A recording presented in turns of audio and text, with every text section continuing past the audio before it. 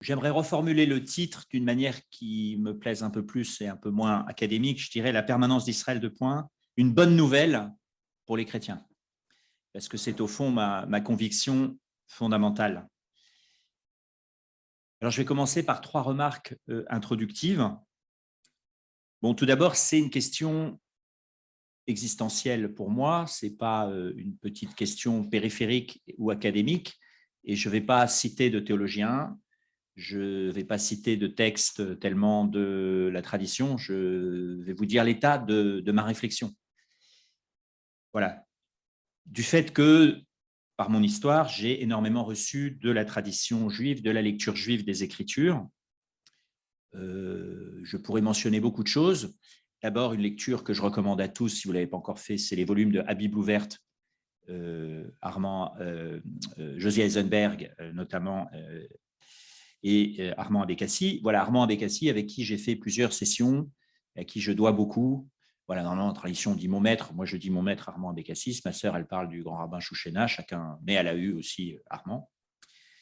Voilà, pour dire que ma foi chrétienne a été nourrie, renouvelée, approfondie par la tradition vivante d'Israël. Au fond, c'est un point majeur, c'est-à-dire que c'est bien de dire, voilà, nos racines, le judaïsme au temps du Christ, le Christ était juif, tout ça, c'est très vrai, mais il y a un Israël vivant, il y a un Israël qui continue, il y a un Israël contemporain, il y a un Israël qui continue à avoir des richesses spirituelles et même théologiques, je dirais, à nous apporter.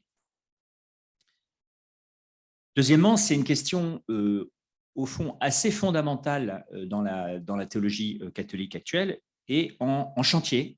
On peut dire en chantier, c'est-à-dire qu'il n'y a pas de position tout à fait précise que je pourrais énoncer en 3 propositions, 1, 2, 3, claires.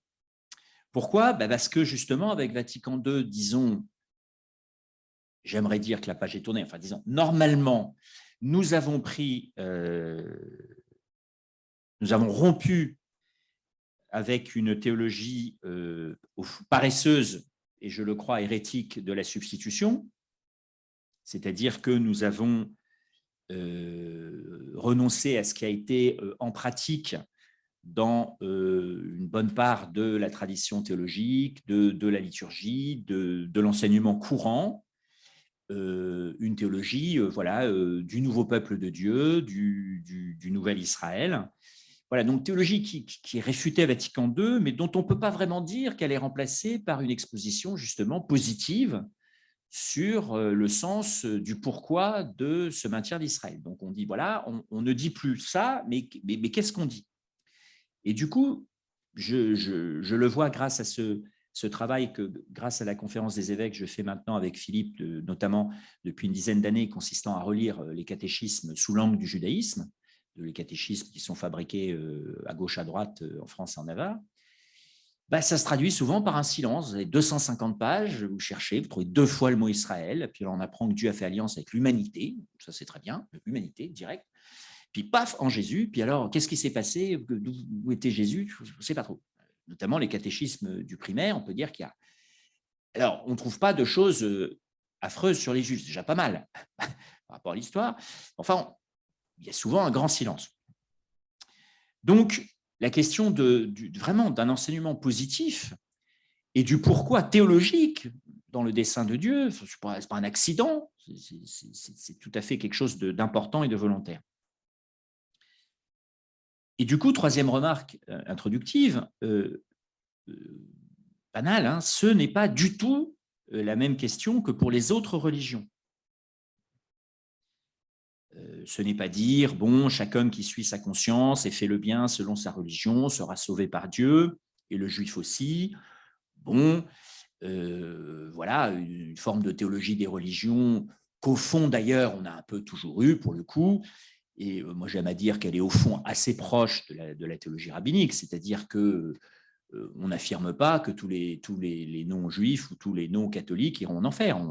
Pas du tout. On dit, voilà, non, Dieu est juste, et les gens qui suivent leur conscience, qui font ce qui est juste, Dieu se trouvera bien un moyen de les sauver. Donc ça, de ce point de vue-là, une théologie des religions générales qui est ouverte. Mais là, on a une question qui va beaucoup plus loin, car justement, il y a un statut absolument unique de l'alliance avec Israël, pour nous, théologiquement, que nous reprenons totalement à notre compte, qui est au cœur de notre Nouveau Testament, et évidemment de Jésus lui-même. Alors, je vais déployer quelques raisonnements pour vous faire part de comment je vois les choses. Alors, ma conviction de fond est que la permanence vivante d'Israël rappelle précisément aux chrétiens que Jésus avait une religion et qu'il n'a pas voulu en fonder une autre, si je puis dire, comme on dit parfois. Donc, que le christianisme n'est pas d'abord un isme, pas plus que le judaïsme d'ailleurs n'est un isme, fondamentalement. Le rabbin Steinsaltz le disait très, très clairement, voilà, c'est d'abord une famille, une communauté, ce n'est pas d'abord un isme, voilà, un ismos, une idéologie, une théologie, que sais-je.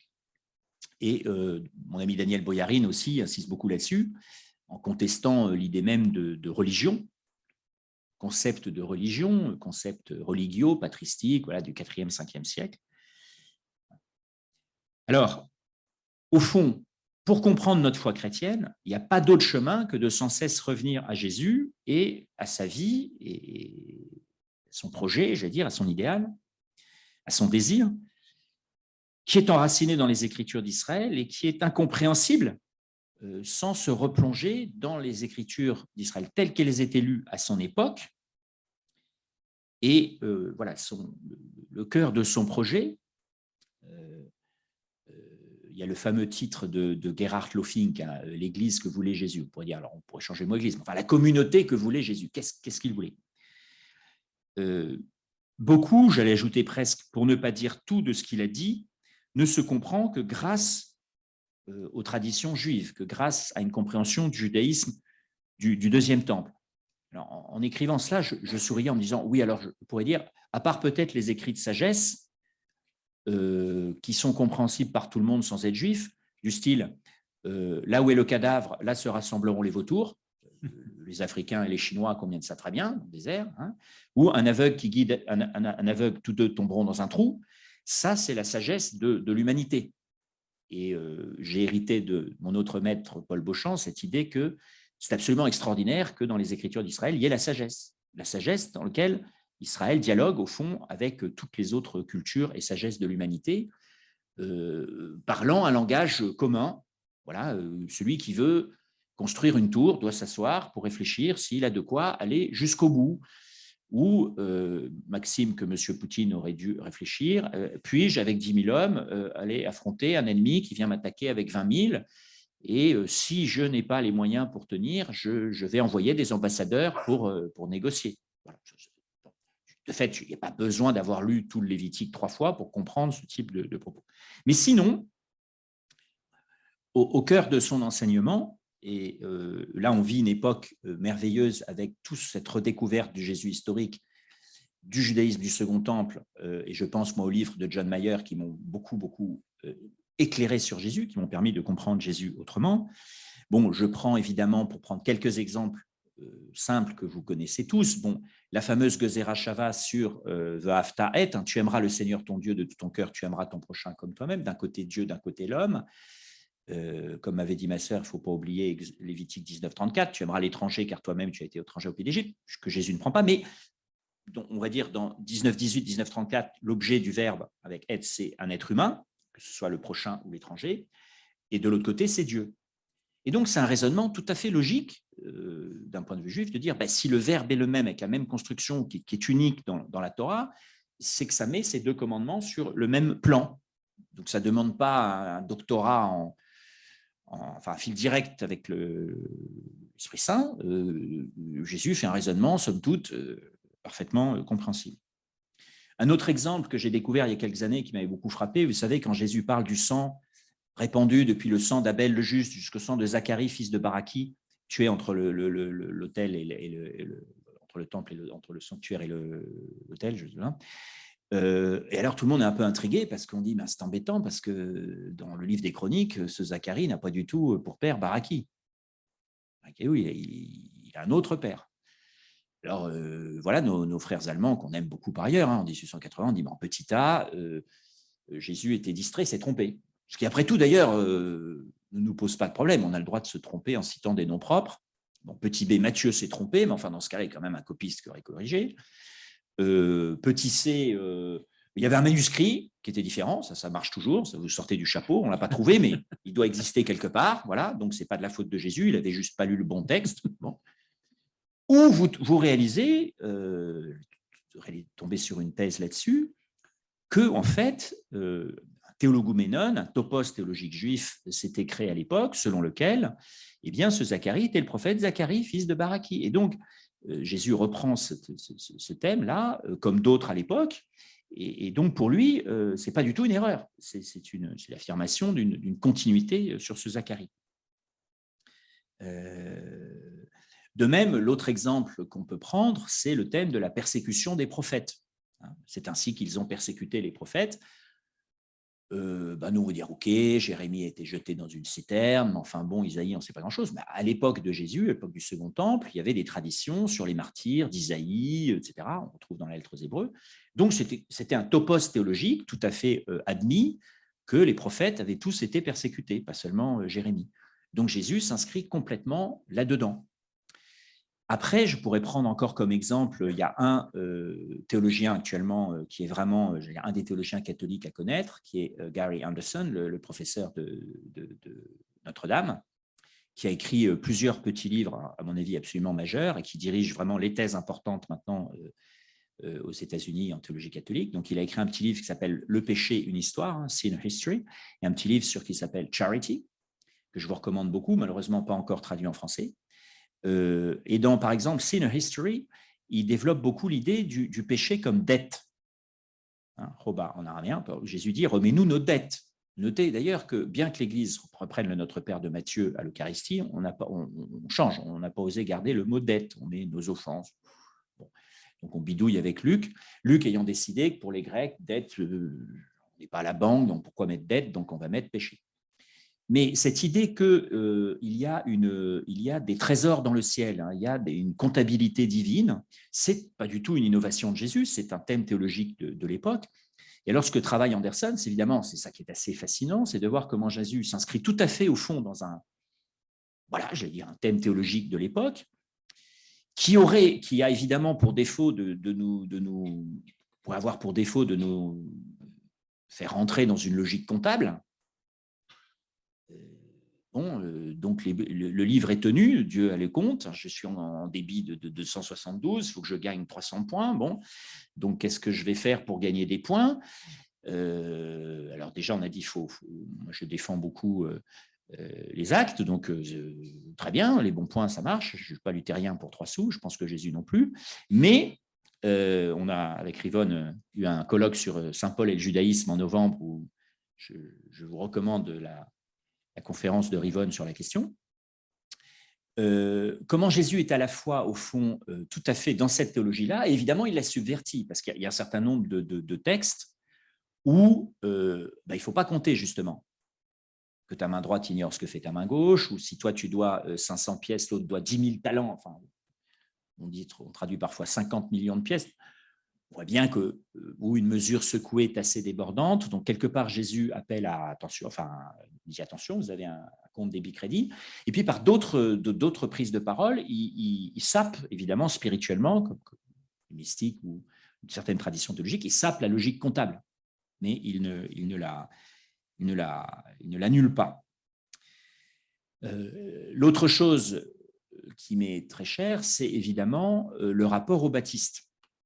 Donc, le chapitre de Mayer s'appelle Never Jesus without John, jamais Jésus sans Jean. Donc, on ne peut pas comprendre Jésus si on ne comprend pas que la personne qu'il a le plus admirée au monde, c'est Jean-Baptiste. Il n'en est pas né de plus grand parmi les enfants des hommes.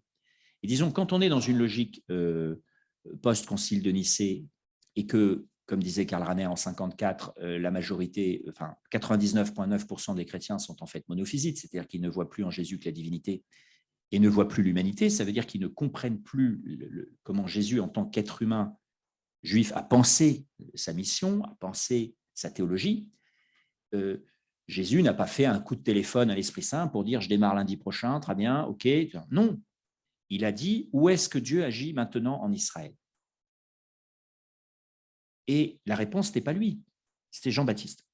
Et il n'a jamais démordu de cela, vu que quand il entre à Jérusalem, Jésus était aussi un remarquable débatteur, je pense, quelqu'un de très habile dans les disputatio. Donc, on lui dit, par quelle autorité fais-tu cela? Jésus dit, je vais répondre à votre petite question, je vais juste vous poser une petite question avant. Le baptême de Jean était-il de Dieu ou était-il des hommes? Il se dit, si nous disons de Dieu, il va dire, pourquoi n'êtes-vous pas allés vous faire baptiser par lui, ce que moi et mes disciples avons fait? Si nous disons des hommes, le peuple sera contre nous, car tous considèrent Jean comme un prophète. Ils répondirent, nous ne savons pas, et Jésus dit, donc je ne vous répondrai pas non plus. Donc, cette affaire de la relation à Jean et à son école est aussi impossible à comprendre si on n'inscrit pas Jésus dans les écoles religieuses de son temps.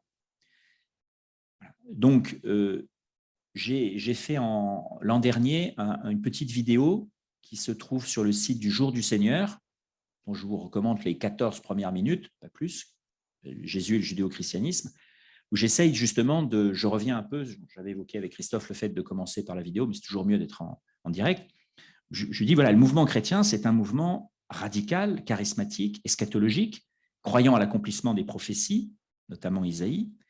Donc, c'est une insurrection spirituelle, c'est un appel à une radicalisation spirituelle au sein du peuple juif, au sein d'Israël. Ce n'est ni la critique du judaïsme comme religion.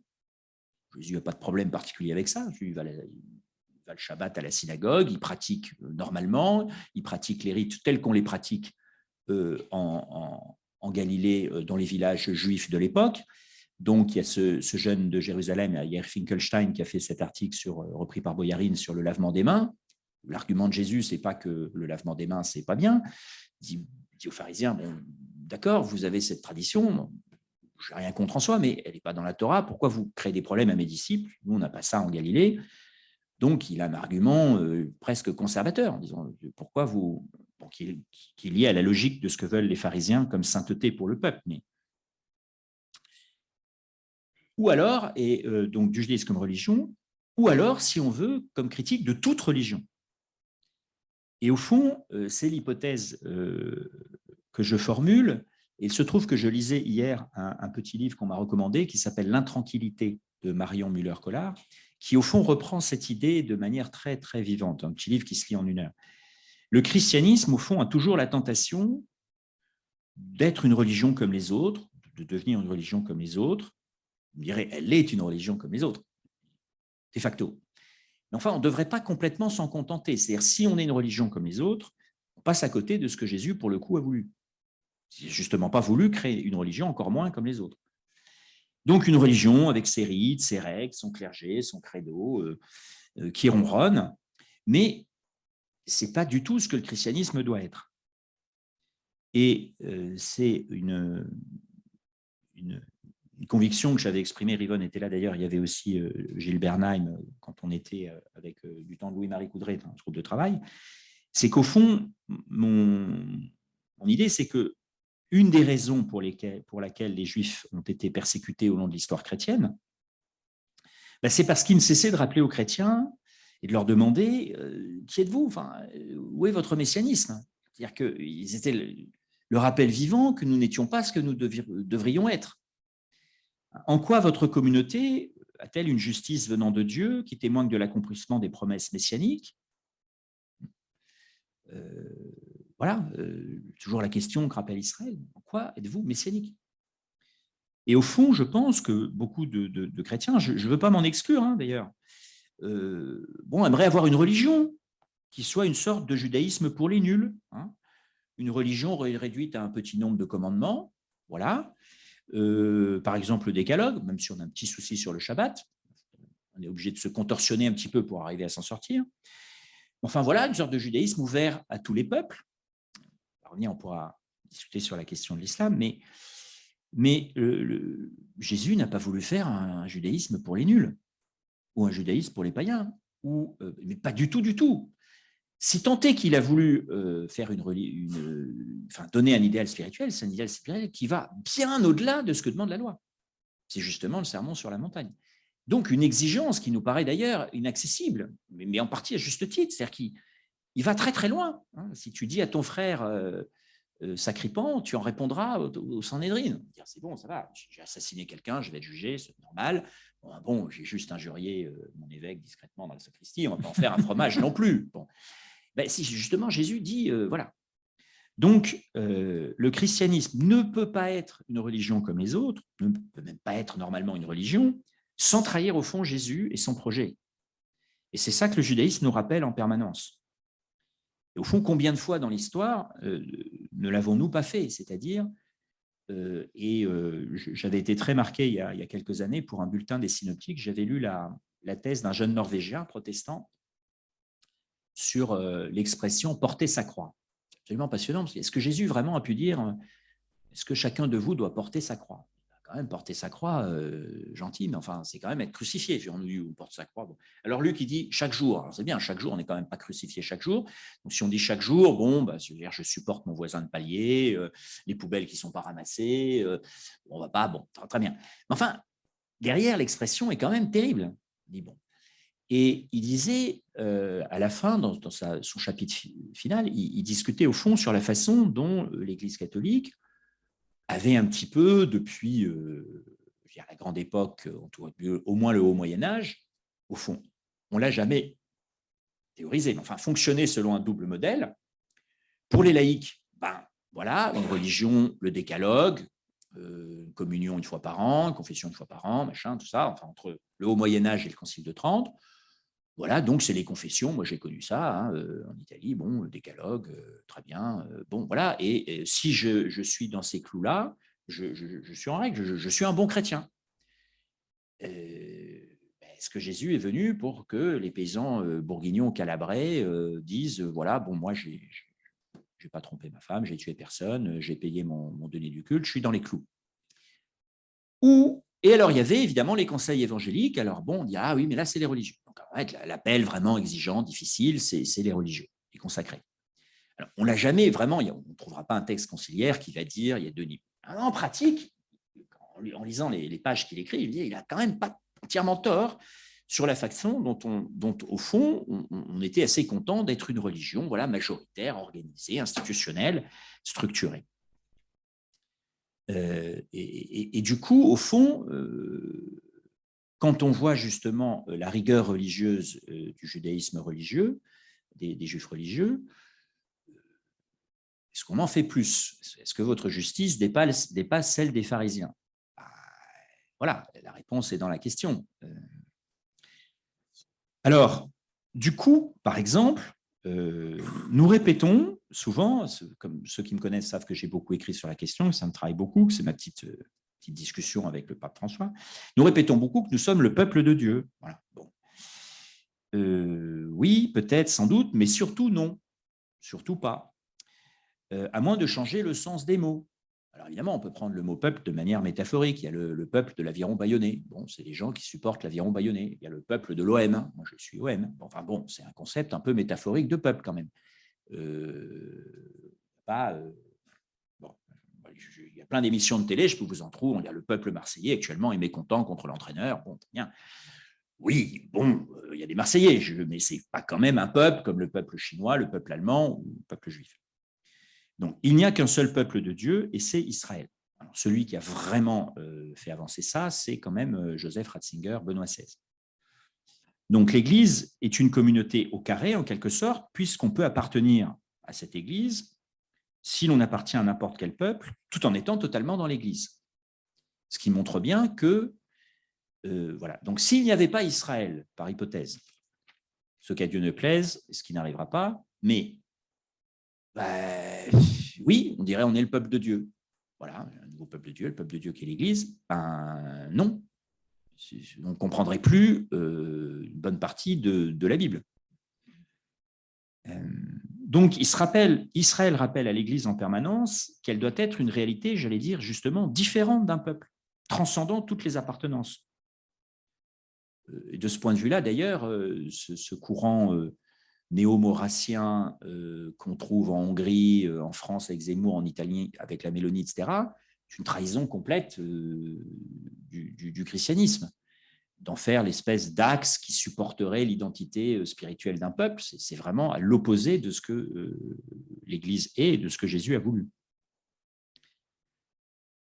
En d'autres termes, donc, la réalité vivante d'Israël pousse l'Église, devrait pousser l'Église, à être ce qu'elle prétend être et échoue toujours, d'une certaine manière, normalement à être, c'est-à-dire une communauté messianique, vraiment messianique. Alors, voilà, nous aspirons à être une communauté, un corps lié par l'Esprit Saint, animé par l'Esprit Saint, dans lequel nous n'aurions plus besoin directement, si je puis dire, des commandements, dans la mesure où l'Esprit Saint lui-même devrait nous faire pratiquer ces mêmes commandements.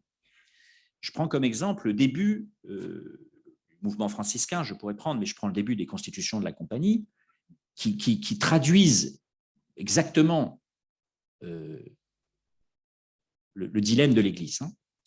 Bien que la loi intérieure de la charité de l'Esprit Saint devrait suffire pour nous faire exister comme corps. Je paraphrase. Bien que, si nous vivions à fond la Pentecôte, nous ne devrions, Jérémie 31, nous ne devrions plus, théoriquement, avoir besoin de droit, de loi. Virgule. Néanmoins, l'expérience de nos anciens et la raison nous invitent à écrire des constitutions. Et vous connaissez l'histoire de saint François d'Assise. Bon, le pape lui dit, bon, il faut donner une règle à votre communauté.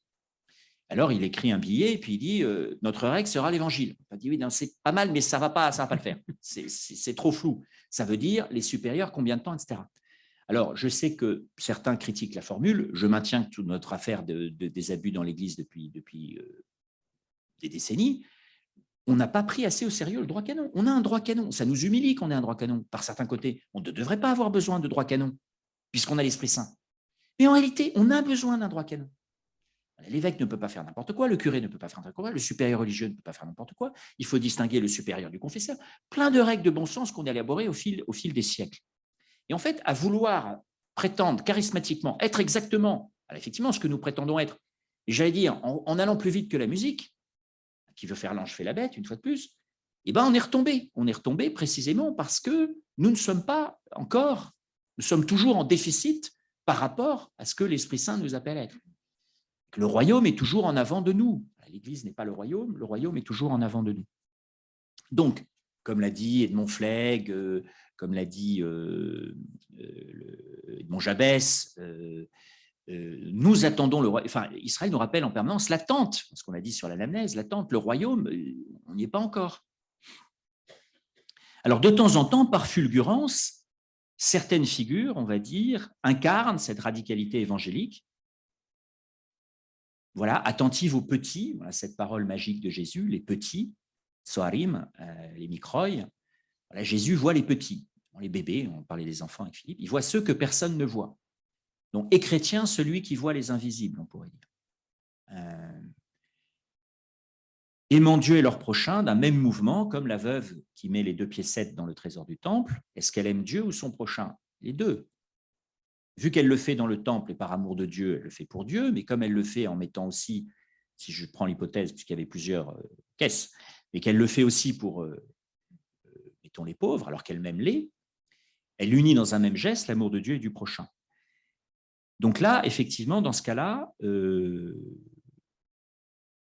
l'appel de Jésus est vécu. Alors, je pense, avec tous les défauts qu'elle avait, parce que tous les saints ont leurs défauts, mais Mère Teresa. Et Mère Teresa en Inde a eu un impact, y compris chez les non-chrétiens. Bon, les gens disent, là, quand même, il y a un truc.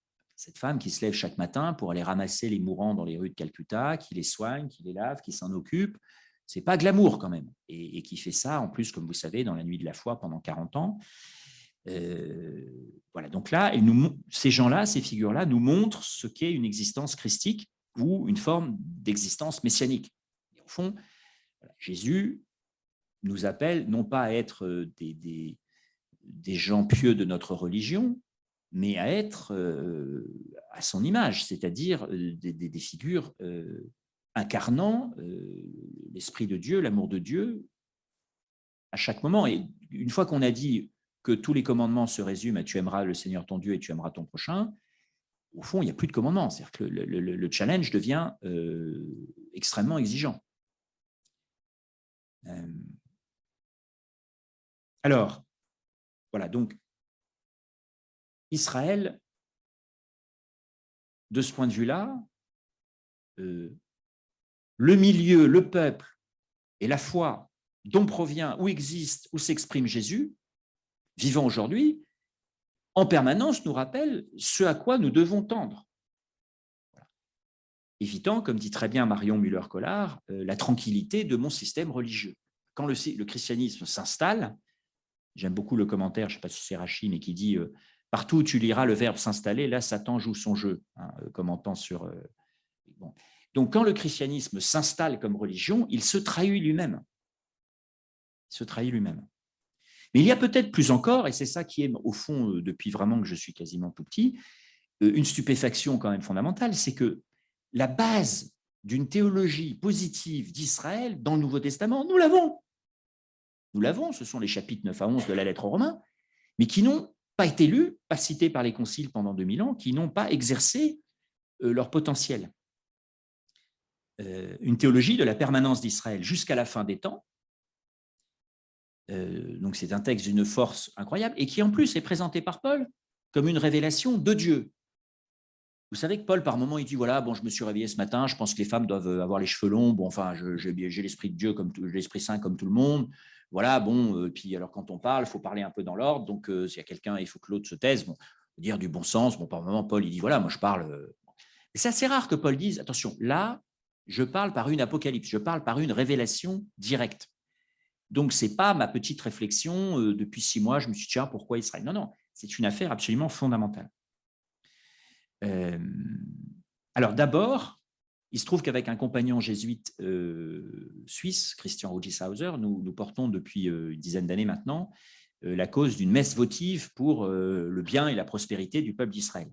Ça fait partie de mes problématiques avec le missel, qu'on fait un nouveau missel pendant 20 ans, il n'y a aucune nouvelle messe votive. C'est quand même triste. Alors, une prière eucharistique où on pourrait s'inspirer notamment de Romains 9, 1, ce passage que nous avons oublié dans l'histoire. Je dis la vérité dans le Messie, je ne mens pas, ma conscience m'en rend témoignage, j'éprouve une grande tristesse de douleur incessante en mon cœur, car je souhaiterais être moi-même maudit, séparé du Christ, pour mes frères, ceux de mon peuple selon la chair, eux qui sont israélites, à qui appartiennent la filiation.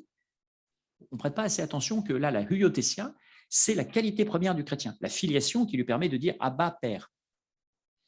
Et donc, ici, on voit vraiment, comme la prière qu'a citée Philippe, c'est partager la dignité des fils d'Israël. C'est-à-dire que nous sommes appelés à dire Père comme Israël peut dire Père. C'est quand même extraordinaire. Donc, ils ont la filiation. Ce n'est pas que le baptême la leur donnerait, ils l'ont déjà. La gloire, les alliances, la législation, le culte, les promesses, les patriarches, et de qui le Messie est issu selon la chair. Donc, pour moi, ça, Yvonne, je parle sous contrôle, ça, c'est la Havat Israël. Ça, c'est l'amour d'Israël. Paul montre qu'il a l'amour d'Israël. Ça veut dire, moi, je suis prêt à être coupé en morceaux pour le bien d'Israël. Je suis même prêt à renoncer à ce qui m'est le plus cher, à ce qui est le plus fondamental pour moi, pour le bien d'Israël. Donc, chaque chrétien, quelle que soit son origine, devrait avoir au cœur cet amour de la communauté d'Israël, cet Avat Israël, déjà au sens de Romains 9 à 5. Alors ensuite, je pense que nous n'avons pas assez réalisé dans l'histoire à quel point, au fond, et c'est ça qui est encore plus ironique ou cruel quand on y réfléchit, nous nous condamnions nous-mêmes en condamnant Israël. Parce qu'au fond, que disions-nous? Nous disions, Israël a péché, Israël a été puni, après tout, c'est un schéma biblique qu'on connaît. Et l'Église alors? Elle n'a pas péché, elle n'aurait pas besoin d'être punie?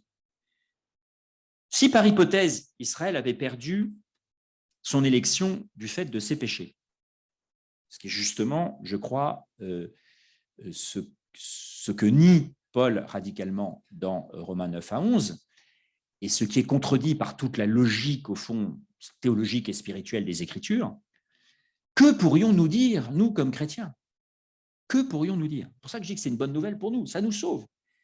En condamnant Israël, nous nous condamnons, et en disant que Dieu reste fidèle à Israël, quels que soient ses péchés dans l'histoire, jusqu'à la fin des temps, et veut la vie d'Israël, nous nous donnons une chance. Et vraiment, s'il y a une église actuellement dans le monde, en France, qui peut dire, si on a un soupçon de demi-chance, on la prend. Bon.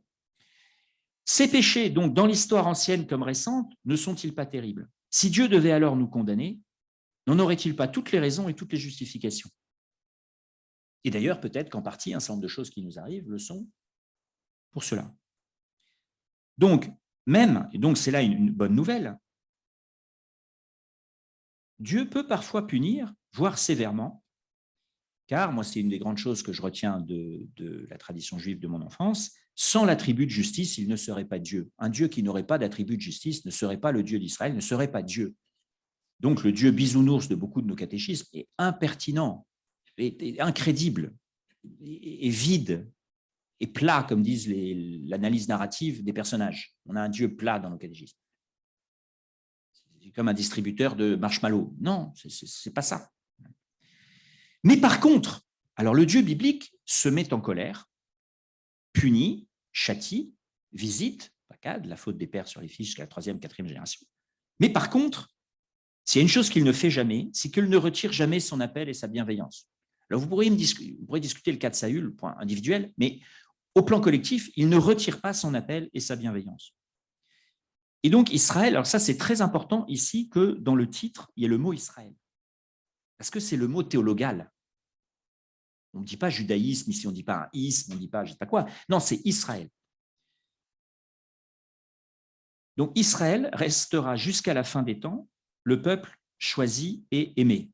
Il restera jusqu'à la fin des temps le peuple de l'Alliance et du témoignage d'un Dieu qui a du caractère, un Dieu qui a un nom et un visage propre, qui n'est pas le Dieu des philosophes, mais le Dieu d'Abraham, le Dieu d'Isaac et le Dieu de Jacob. Ce serait pour Dieu se nier lui-même que d'admettre l'impermanence d'Israël. C'est même proprement inconcevable, au fond, quand on y réfléchit. Comment le Dieu qui a laissé écrire le verset qui nous a été rappelé tout à l'heure par Philippe, qui, moi, continue à me stupéfier, 14:31, et le peuple mit sa foi dans le Seigneur et dans son serviteur Moïse. Comment le scribe a-t-il accepté de mettre sur le même plan, coordonné par vœu, Moïse et Dieu? Donc, de même que le raisonnement que fait Jésus sur, vous savez, la discussion avec les Sadducéens, je recommande pour ceux qui ne connaissent pas de lire ne serait-ce que ce chapitre dans le 3e volume de John Mayer. C'est le seul passage des 5 volumes où il dit « Quand j'ai commencé l'étude du passage, je pensais que ça ne remontait pas à un incident du Jésus historique et j'ai changé d'avis en cours de route. » Un de ses arguments au départ étant que bon, Jésus ne croise pas vraiment les Sadducéens tous les matins, c'est un Galiléen, il croise plutôt des pharisiens, on voit bien qu'il a une interaction, il est invité par des pharisiens, il discute avec des pharisiens, donc ça, oui, le Sadducéen, quel rapport? Les questions des prêtres ne l'intéressent pas, etc. Mais évidemment, sur la question de la résurrection, le débat est très intéressant. Et Jésus fait un raisonnement, Rivon, totalement juif, en disant, qu'est-ce qui a marqué au passage du buisson? Vous imaginez qu'au moment où Dieu va donner le tétragramme, le nom 3 fois saint, il s'associe pour toujours à des morts, à des ossements, à la mort. Mais Dieu et la mort, c'est aux opposés. Dieu est le Dieu vivant, le Dieu de la vie. Comment pourrait-il accepter que son nom soit associé au nom de 3 hommes poussières qui, de toute façon, sont morts depuis longtemps? C'est donc que les patriarches sont vivants. Donc, c'est un raisonnement qui, en réalité, est assez fort quand on y pense, surtout qu'il prend un verset de la Torah, un verset important, Exode 3,14, il ne prend pas un petit passage anecdotique, il n'utilise pas Isaïe, il n'utilise pas les psaumes, il n'utilise pas Ézéchiel, que sais-je. Voilà, donc un Dieu qui a un nom et un visage qui est associé pour toujours à Israël. Dieu a associé, Dieu est le Dieu d'Israël. Ce serait nier son identité comme Dieu que de sacrifier Israël, entre guillemets. C'est comme si Dieu dit, bon, l'Esprit Saint, non, l'Esprit Saint, ce n'est pas le mien finalement. On dirait, c'est pas possible. L'Esprit Saint est l'Esprit Saint de Dieu. Ce serait se nier lui-même.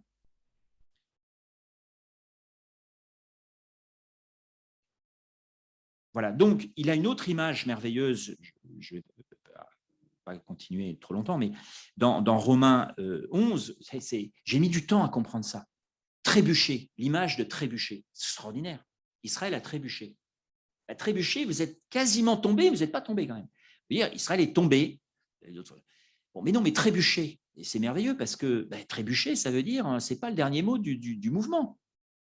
Il y a un moment, vraiment, je fais un arrêt sur image, il va tomber. Il est presque tombé. Mais en fait, il n'est pas tombé. Et donc, ce n'est pas le dernier mot. Voilà. Et même, je ne vais pas reprendre tout Romains 9:11, mais cet aveuglement momentané sur l'identité du Messie est lui-même voulu par Dieu pour permettre au plérôme des nations, ce qui ne suffit pas d'ailleurs à tous les hommes, enfin ceux qui sont choisis justement parmi toutes les nations, d'entrer dans l'alliance. Donc en fait, Paul comprend, après 25 ans de vie apostolique, un peu plus, qu'en fait, il voit le côté providentiel, pour le coup, de ce refus. Ce qui est au fond la logique depuis Joseph. Le mal que vous aviez dessein de me faire, Dieu l'a transformé en bien pour la vie d'un peuple nombreux. On ne repère pas ça assez, mais les enfants repèrent ça. Quand même, le nom de Dieu n'apparaît quasiment jamais, vous savez, dans l'histoire de Joseph. Donc, qu'est-ce qui se passe au début? Vous avez des frères qui veulent tuer leur frère. Bon, alors finalement, ils ne le tuent pas, ils le vendent comme esclave, tout ça. Et Joseph, à la fin, écrit « Dieu m'a envoyé en Égypte en avant de vous ». On a envie de dire « Attends, c'est pas Dieu, c'est tes frères qui t'ont vendu, les espèces de salauds ». Bon, mais dans la relecture que fait Joseph, voilà, donc Dieu, en fait, c'est le grand thème de mon compagnon Jean-Pierre Sonnet à Rome, voilà, comment Dieu rentre dans les récalcitrances et les résistances humaines pour arriver à les transformer pour que ça sorte du bon côté. Donc, au fond, l'histoire de Joseph, c'est ça. C'est comment un mal, jalousie entre frères, volonté de mort, etc., va être transformé pour donner la vie et pour même obtenir une réconciliation qui fait que Judas va offrir sa vie pour son frère.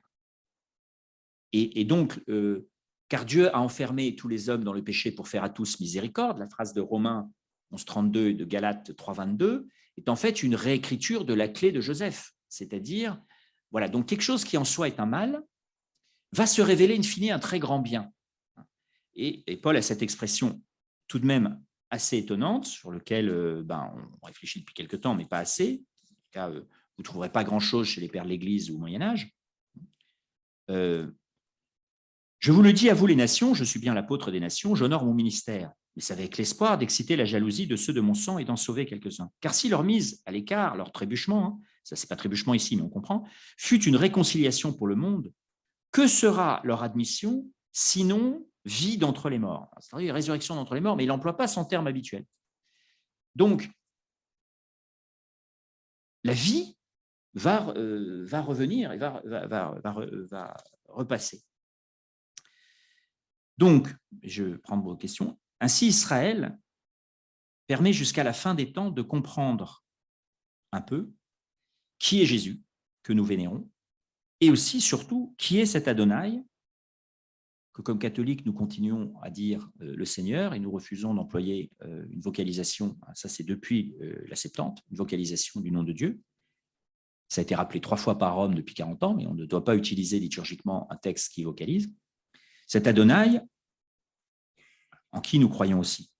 Donc, Israël nous est indispensable pour comprendre non seulement qui nous sommes, mais surtout, plus décisivement, qui nous sommes appelés à être, ce que nous ne sommes pas encore.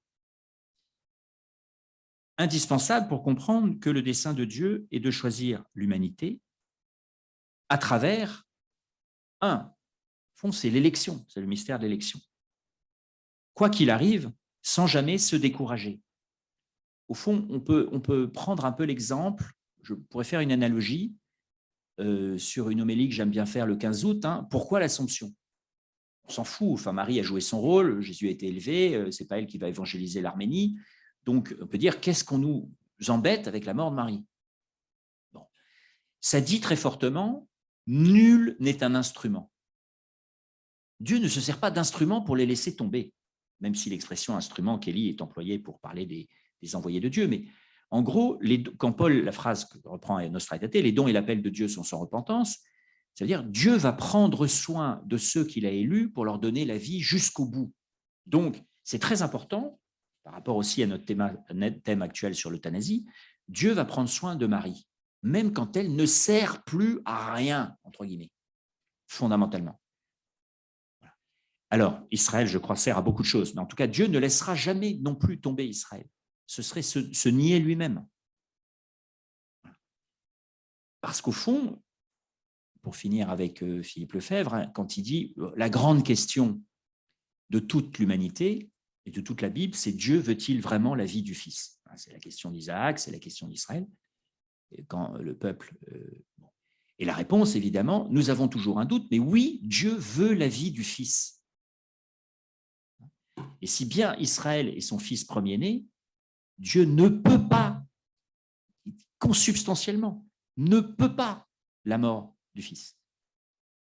Donc, s'il y a un article du credo qu'on pourrait rajouter dans le credo, c'est Israël vivra, et Israël vivra jusqu'à la fin des temps, et tout Israël sera sauvé, comme dit Paul aux Romains, qui est un jugement global sur Israël. Il ne porte pas le jugement sur M. Bezalel Smotrich ou M. Sharon Adelson.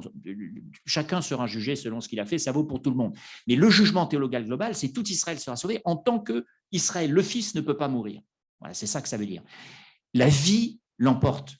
Et c'est au fond ce qu'il y a au cœur du credo d'Israël avec la sortie d'Égypte et au cœur du credo de la résurrection pour nous. Donc, cette question de la vie et de la permanence d'Israël n'est pas une petite question théologique anecdotique. C'est au cœur de l'identité de Dieu et au cœur de qui nous confessons comme Dieu. Voilà ce que je crois en tout cas. Merci beaucoup.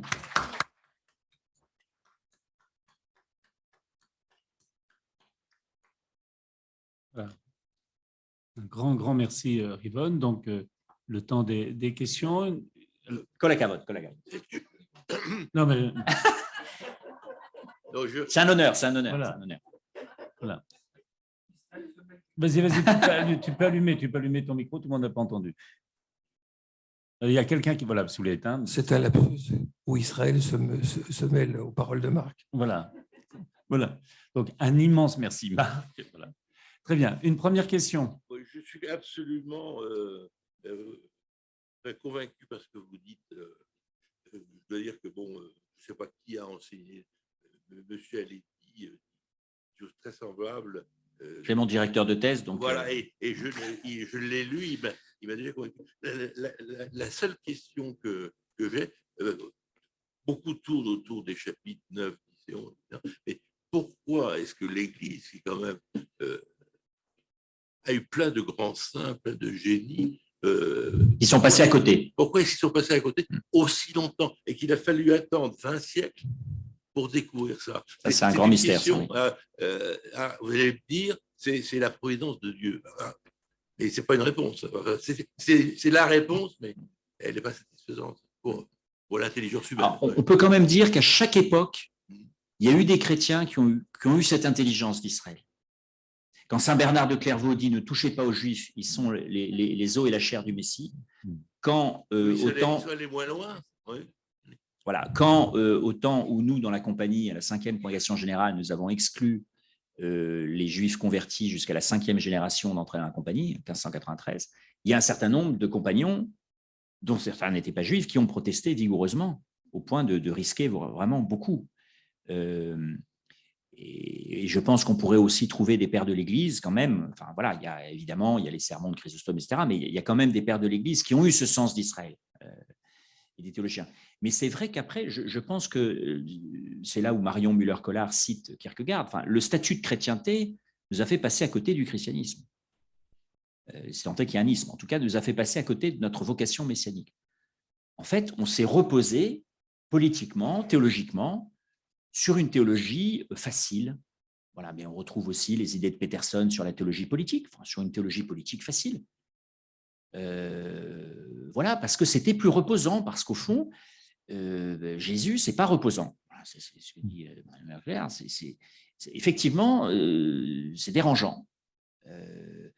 Et alors, c'est plus simple si effectivement on trouve une version qui permet de nous en tirer à meilleur compte spirituel.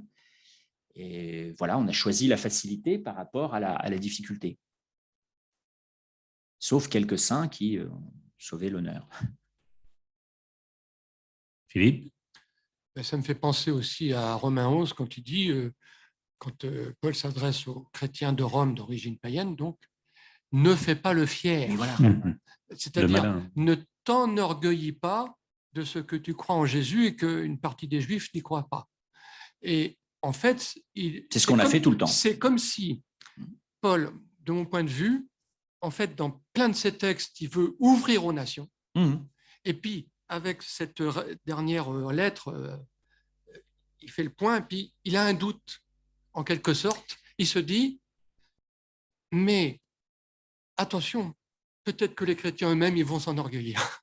Oui, alors je crois que ce n'est pas une sorte de pensée comme avoir un doute, c'est-à-dire que c'est tout à fait vrai, mais c'est-à-dire qu'en fait… Je le ressens comme ça, si tu veux. Non, mais… Je ressens, il se dit, mince, j'ai tellement parlé de l'accès aux païens et non, mais tout ça. Je pense que derrière, il y a... Maintenant, il se dit, oh là là, il faut aussi que je fasse attention parce qu'eux-mêmes, ils vont s'enorgueillir. Non, mais ce n'est pas un raisonnement.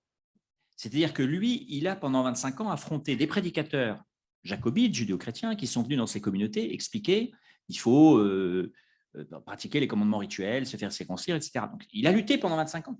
Et tout d'un coup, il découvre, grâce à ses informateurs à Rome, que justement, voilà, comme tu dis, les pagano-chrétiens font les fiers. Et il dit, attendez, vous n'avez pas compris. Moi, je vous ai défendu, j'ai expliqué aux autres chrétiens, vous étiez des chrétiens de plein droit, vous êtes baptisés, vous avez les mêmes sacrements, mais ce n'est pas pour autant que vous devez faire les fiers. Mais c'est parce que c'est un cas concret qu'il rencontre. C'est-à-dire que pour la première fois, alors l'hypothèse historique que l'on fait, c'est que le fameux décret de Claude, en tout cas l'expulsion de certains juifs de Rome, l'agitation dans la communauté de Rome en 49, d'après la chronologie qu'on reconstitue, fait que c'est là où Prisca et Aquila sont expulsés, arrivent à Corinthe, etc. Donc évidemment, ces leaders judéo-chrétiens expulsés sont remplacés plutôt par des leaders pagano-chrétiens. Et quand, à la mort de Néron en 54, le décret tombe et que Prisca, Aquila et d'autres leaders judéo-chrétiens reviennent à Rome, là, effectivement, les gens disent « Ah, c'est bien, vous vous asseyez au fond, maintenant c'est nous qui dirigeons ». Alors, donc eux, ils rendent compte à Paul, et Paul voilà, dit ça, attendez les amis, vous n'avez pas compris. Donc, pour la première fois de sa vie, il avait toujours affronté l'orgueil, entre guillemets, judéo-chrétien, des gens qui disaient « Non, mais attends, on va vous expliquer, vous les païens, vous ne savez rien, on va vous expliquer la Torah ». Bon, ça, il savait gérer. Et tout d'un coup, il découvre des païens chrétiens qui disent aux Juifs, on va vous expliquer. Et là, Paul dit, attendez les amis, vous n'avez pas compris, ce n'est pas vous qui portez, etc., la racine, etc. Et c'est parce que, concrètement, pour la première fois de sa vie, il se heurte à cet orgueil-là. Et on peut dire aussi, moi j'ai la même stupéfaction, c'est-à-dire qu'on a tout. Enfin, on n'aurait pas Romains 9-11, on serait là à dire, bon, il faudrait quand même qu'on élabore une théologie. Non, là, on l'a sur 3 chapitres, dans Paul, authentique de Romains, on n'a pas un truc bizarre, apocryphe. Non, c'est au cœur du réacteur. Dans la lettre la plus importante, la lettre de Testament. Et en fait, on est tombé exactement dans le piège dénoncé par Paul. D'autres questions? Oui. C'est une question secondaire, enfin qui paraît simple, mais qui me trotte dans la tête. Jésus est au ciel, enfin, on dit comme ça. Il est juif, toujours juif. Marie est toujours juive. Je pose la question, après la mort, est-ce qu'il y a toujours Israël et les nations? Enfin, ma première réponse, évidemment, oui.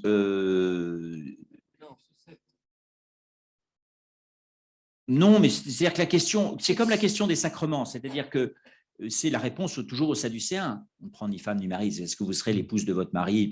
La question un peu théorique. Si on dit, si nous, on est constitué par les relations qui nous constituent, donc évidemment, on veut retrouver nos parents, mon conjoint, les gens qu'on a connus, mais d'une manière qui sera tellement transformée, parce que d'une certaine manière, justement, Israël est un sacrement pour le monde, comme l'Église est un sacrement pour le monde. Moi, je dis souvent, est-ce qu'au ciel, si vous voulez, est-ce que Jean-Paul II est Jean-Paul II? Ben non, il dit Jean-Paul II pour nous, c'est Karol Wojtyła. Son rôle de pape, sa mission sacramentelle, etc., c'est sur terre. Au ciel, on est qui on est. On n'est pas saint machin ou truc. Ça, c'est que pour nous, c'est que ici-bas. Mais vous avez dit tout à l'heure, juste oui. qu'on gardait sa mission. Vous avez cité Marie. Alors, sur ce principe-là… Oui, je parlais sur terre, là. L'Assomption, c'était pour dire que Marie, qui vivait encore, on n'a pas dit, bon voilà, terminé, rôle terminé, elle peut passer sous un camion, elle peut tomber, enfin je veux dire, on s'en fout. Non, l'Assomption, ça dit, je trouve que ça va être la fête du XXIe siècle. L'Assomption, c'est le moment où nous sommes, parce que l'euthanasie va déferler sur le monde. D'ici 5 ans, les chiens vont le faire. Bon. Donc ça dit, nul être humain n'est un instrument. Voilà.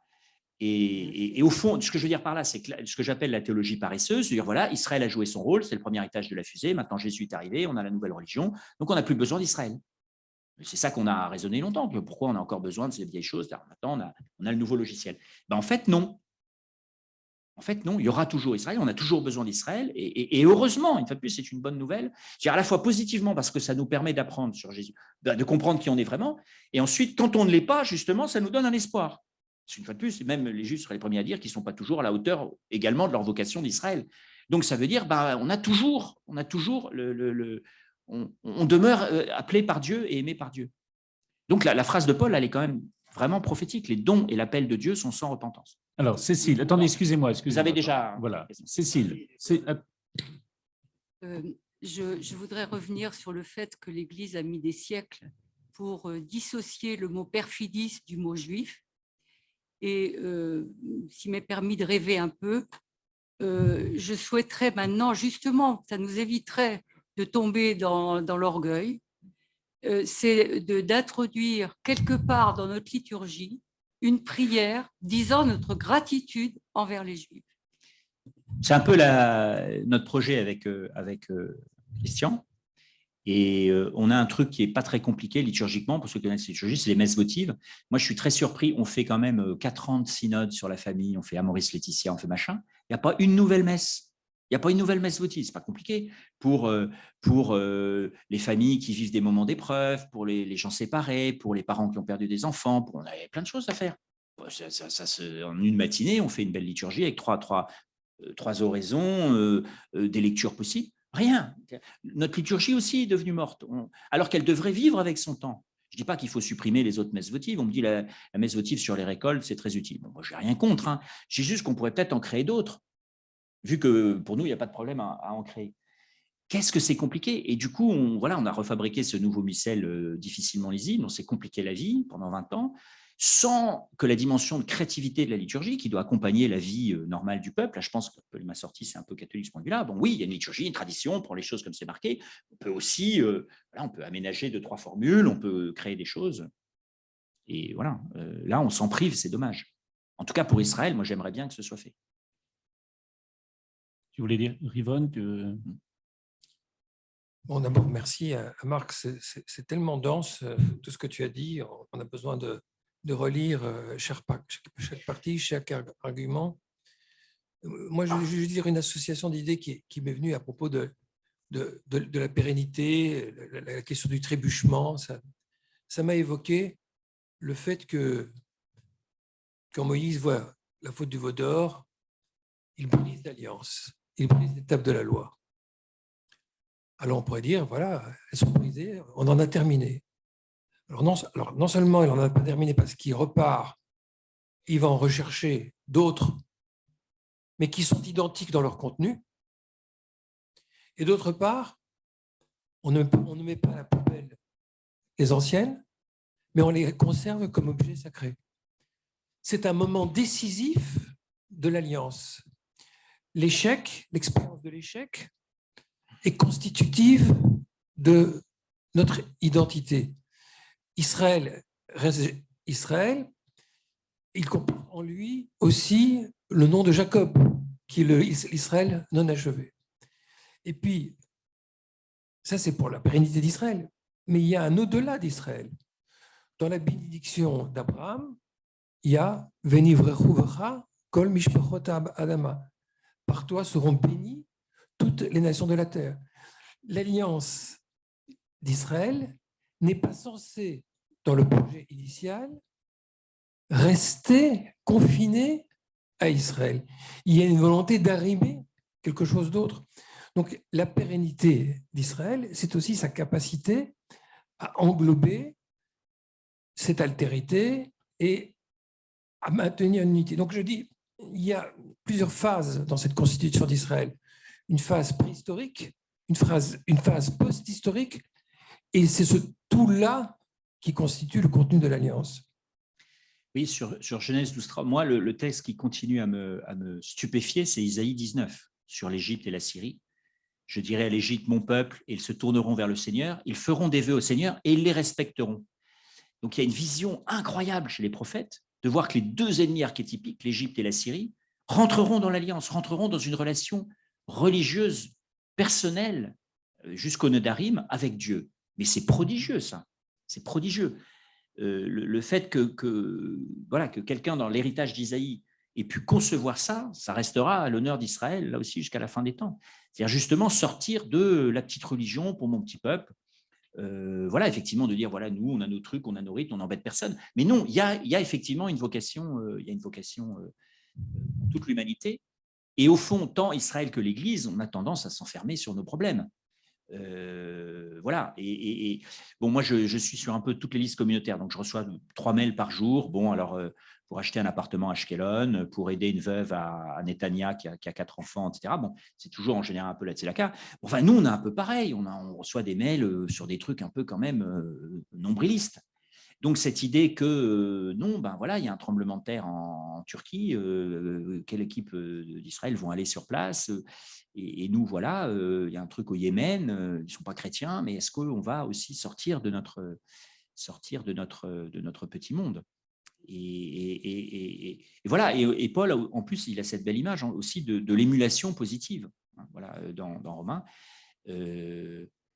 Pour moi, voilà, le rêve un peu, le rêve de Paul, le rêve prophétique au fond de Paul, c'est il voudrait qu'en voyant la qualité de vie messianique dans l'Esprit Saint de ces convertis en Grèce, les Juifs de Grèce se disent « les mecs, il faut qu'on se bouge ».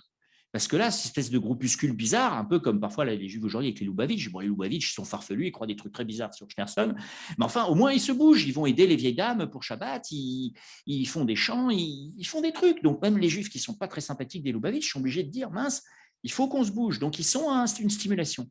Donc, nous, voilà, Paul, il espérait, je pense, c'est ce qu'il dit un peu sur l'émulation en 11. Voilà, moi, l'exemple pour moi que je prends souvent, qui me touche beaucoup, comme chrétien, ayant découvert la Bible, etc., voilà, quand j'étais au sud du Tchad et que je voyais voilà, des tribus chanter les psaumes, célébrer, lire la Bible, dire « ça me parle ». Ça, c'est le christianisme. Ça veut dire qu'effectivement, là, quelque chose de Rosenzweig, de la lumière d'Israël qui parvient aux nations, voilà, en Chine, au fin fond de l'Afrique, ils lisent la Bible dans leur langue, parce que la traduction, on n'a pas besoin de passer par l'hébreu, non pas qu'il ne faille pas l'apprendre, mais je veux dire, eux, en tout cas, vivent quelque chose de l'esprit de Jésus, de l'esprit messianique, pour eux, sans avoir à trahir leur identité, ou à changer d'identité, ou à changer de peuple.